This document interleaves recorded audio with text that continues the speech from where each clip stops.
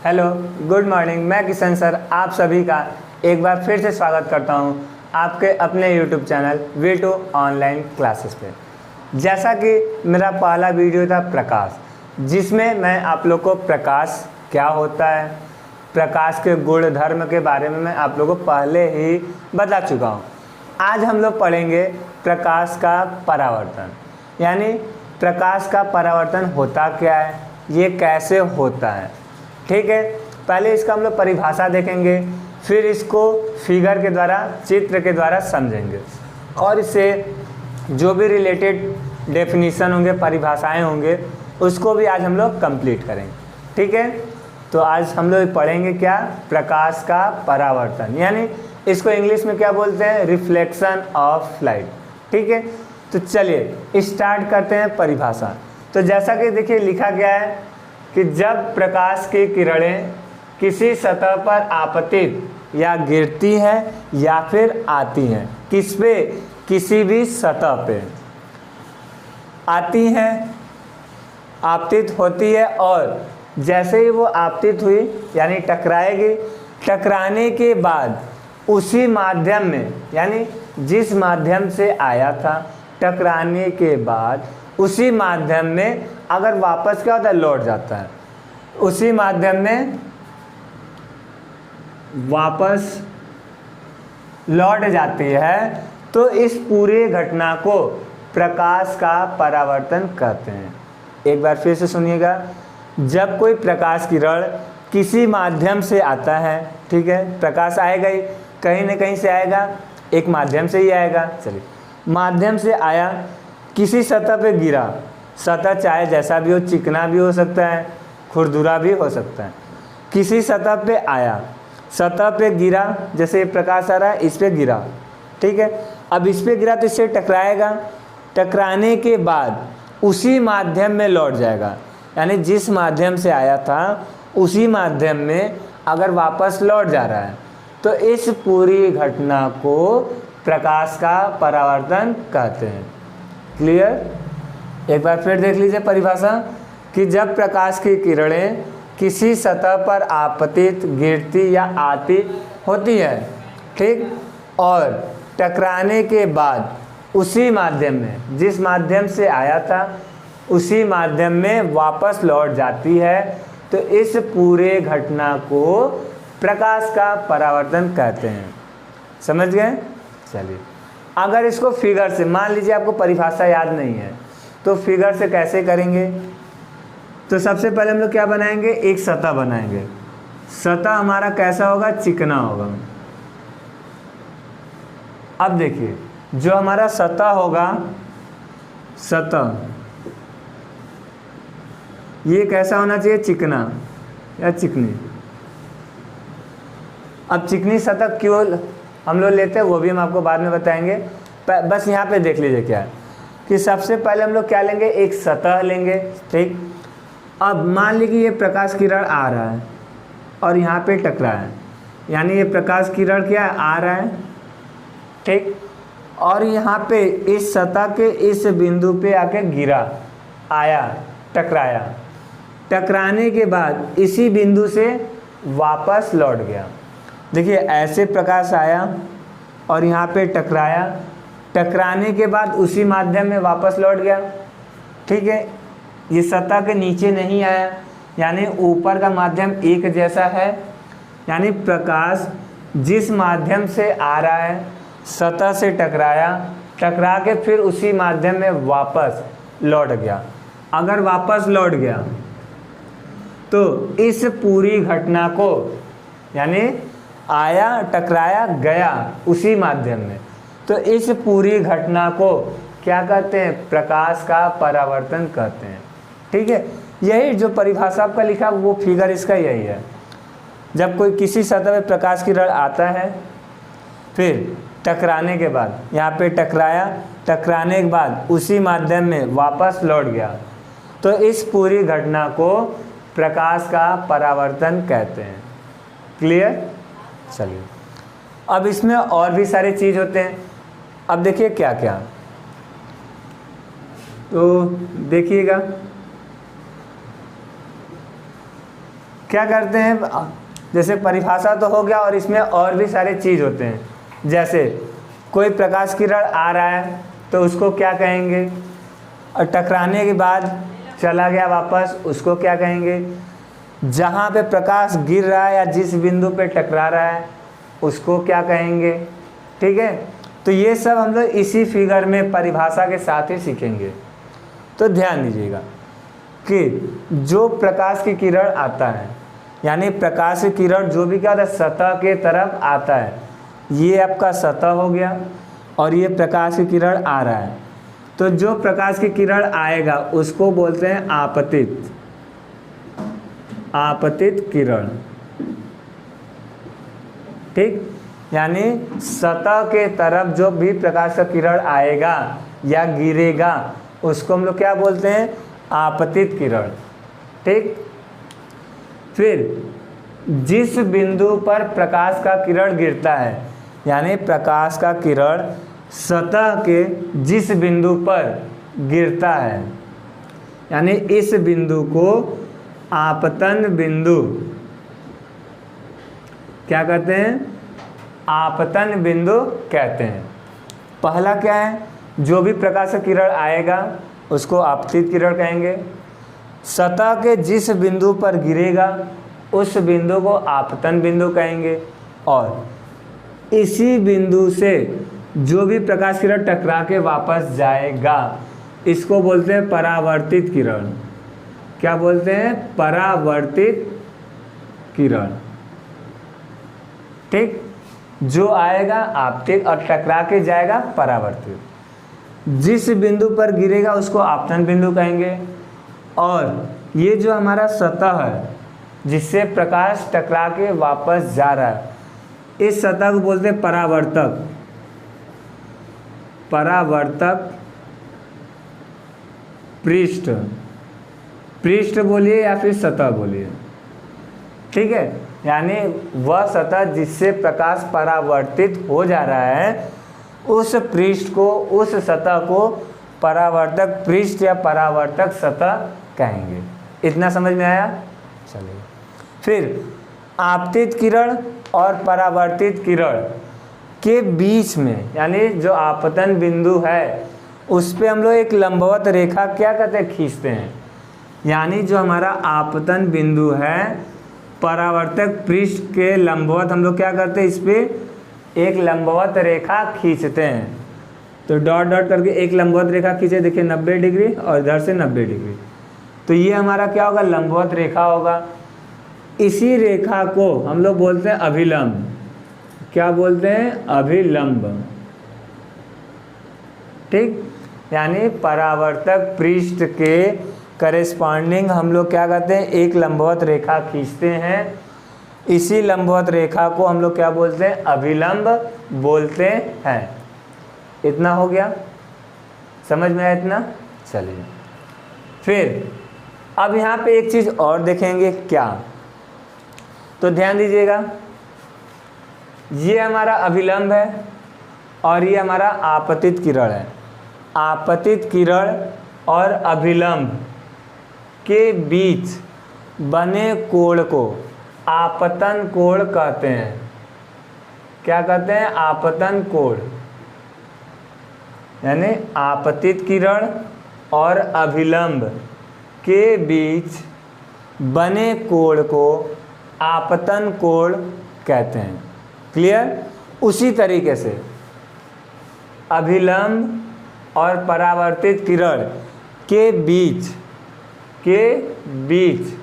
बने कोण को परावर्तन कोण कहते हैं। समझ में आया। देखिए, आपतित किरण और अभिलंब के बीच बने कोण को आपतन कोण कहते हैं। ठीक, अभिलंब और परावर्तित किरण के बीच बने कोण को परावर्तन कोण कहते हैं। इतना समझ में आया। ये हो गया हमारा परिभाषा, और इसके क्या क्या इससे रिलेटेड और परिभाषाएं हैं वो आपके हो गए। फिर एक बार आप इसको देख लीजिए। परिभाषा आपको याद नहीं होगा तो भी अगर आपको फिगर चित्र याद होगा तो इस चित्र के द्वारा आप इसको अच्छे से डिफाइन कर सकते हैं। ठीक है, मान लीजिए इतना याद नहीं, ये प्रकाश आया, टकराया, चला गया, जिस माध्यम से उसी माध्यम में, तो आप लिख सकते हैं जब कोई प्रकाश किरण किसी सतह पे आता है, गिरता है, टकराता है, टकराने के बाद उसी माध्यम में लौट जाता है, तो इस घटना को प्रकाश का परावर्तन कहते हैं। सिंपल, फिगर याद रखिए, डेफिनेशन अपने से बनेगा।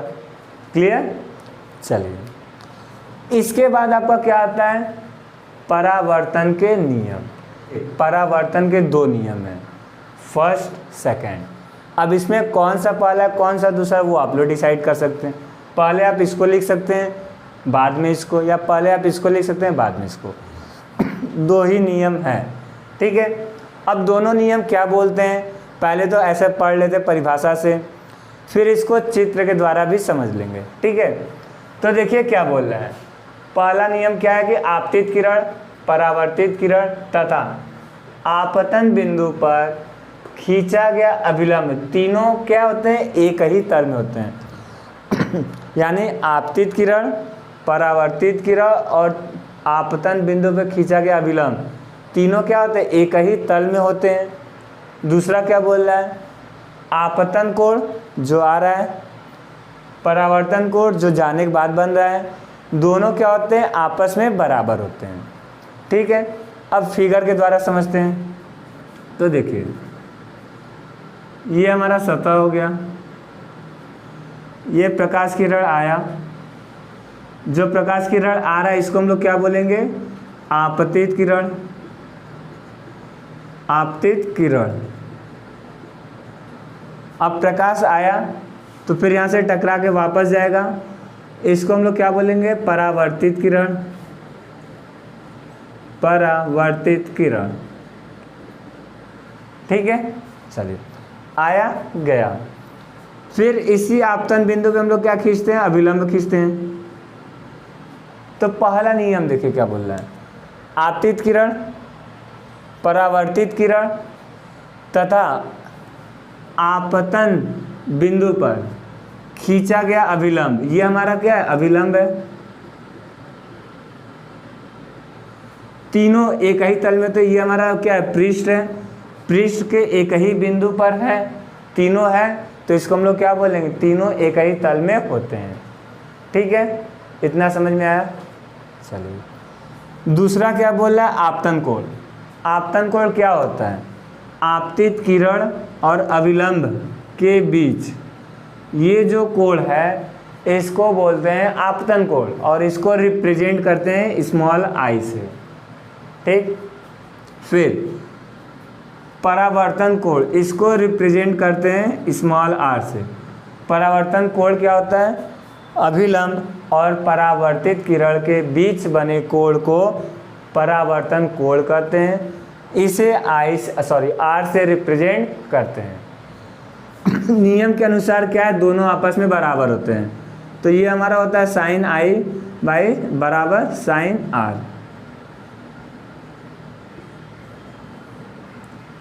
ठीक है, या सिंपल सा आप इसको ऐसे भी लिख सकते हैं।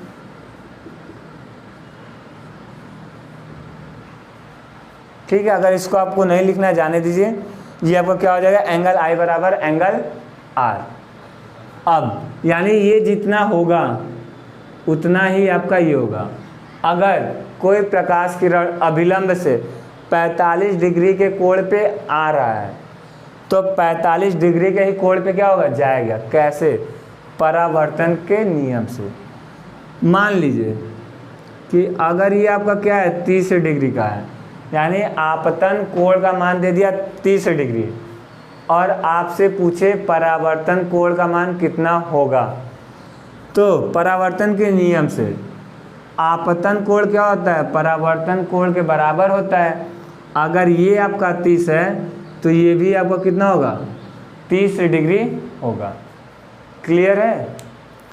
एक क्वेश्चन तो आपका ऐसे बन सकता है कि आपतन कोण का मान दे दिया, ठीक, और आपसे पूछे किसका, परावर्तन कोण का मान, या परावर्तन कोण का मान दे दे और आपसे आपतन कोण का मान पूछे तो परावर्तन के नियम से दोनों का मान क्या होता है, बराबर होता है।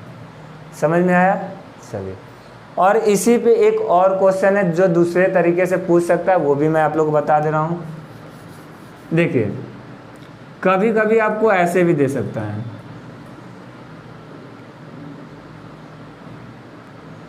आपतन कोण का मान न देके, जैसे ये प्रकाश किरण आ रहा है, ये अभिलंब है, ये परावर्तित किरण है, आपको ये दे दे, इतना एंगल दे दे, ये आपसे बोल दे कितना है, मान लीजिए आपका ये 40 डिग्री है। ध्यान से देखिएगा, ये आपतित किरण है, ये परावर्तित किरण है और ये अभिलंब है।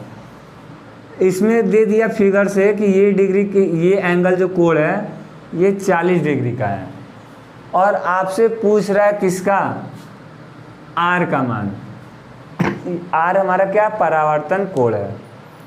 अब इसमें देखिएगा कि जो कोण बन रहा है आपतित किरण के बाहर है, न कि आपतित किरण और अभिलंब के बीच में है। ठीक है, अगर बीच में बनता, आपतित किरण और अभिलंब के बीच में बनता, तब उसके हिसाब से आर 40 हो जाता।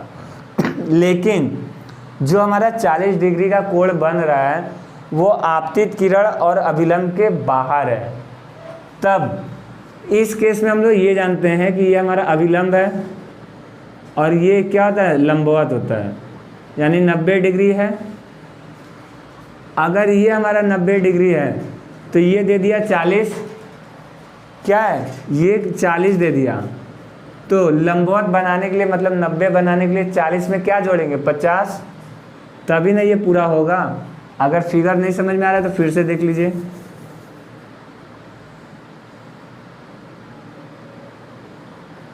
देखिए, ये हमारा हो गया अभिलंब, केवल इतना का मान दे दिया, कितना, 40, और यहाँ से ये पूरा क्या होता है, 90 डिग्री होता है, 90 होता है। यहाँ से ये पूरा, यानी अभिलंब से ये पूरा कितना होता है, 90 होता है, जिसमें से केवल इतने का मान 40 है। तो अब हमको ये एंगल फाइंड करना है, पहले निकालना है। तो इसके लिए क्या करेंगे, 90 में से 40 को घटा देंगे, यानी टोटल कितना है आपका 90, और बाहर एंगल कितना बना, 40, घटा देंगे तो आएगा कितना, 50। तो ये जो 50 आया तो वो हमारा क्या, आपतित किरण और अभिलंब के बीच का है, तो ये हमारा कितना आ गया, 50 आ गया। जब आपतन कोण 50 है तो परावर्तन कोण भी कितना होगा, 50 ही होगा। तो इसमें और इसके पहले वाले में अंतर है, इसमें आपतन कोण दे दिया था जबकि इसमें आपतन कोण नहीं दिया था। तो पहले हम लोग आपतन कोण निकालेंगे, अगर ऐसा केस आएगा तब, फिर आपतन कोण और परावर्तन कोण का मान बराबर कर लेंगे परावर्तन के नियम से। ठीक है, चलिए, तो आज जो मैं आप लोगों को पढ़ाया हूँ आप लोगों को समझ में आया? अगर समझ में आया हो तो आप इसको अच्छे से अपनी भाषा में लिख लीजिएगा। ठीक है, पहले तो आप इसको लिख लीजिएगा, फिर अपनी भाषा में लिखेंगे तो वो आप लोगों को अच्छे से तैयार रहेगा। ठीक है, तो आज के वीडियो में बस इतना ही करते हैं, फिर नेक्स्ट वीडियो में आएंगे अगला चैप्टर लेके, या फिर कहिए कि इसी से रिलेटेड और भी जो सारे टॉपिक होंगे, हो सकता है जो छूट गए वो मैं आप लोगों को पढ़ा दूंगा। ठीक है, फिर मिलते हैं नेक्स्ट वीडियो में, तब तक धन्यवाद।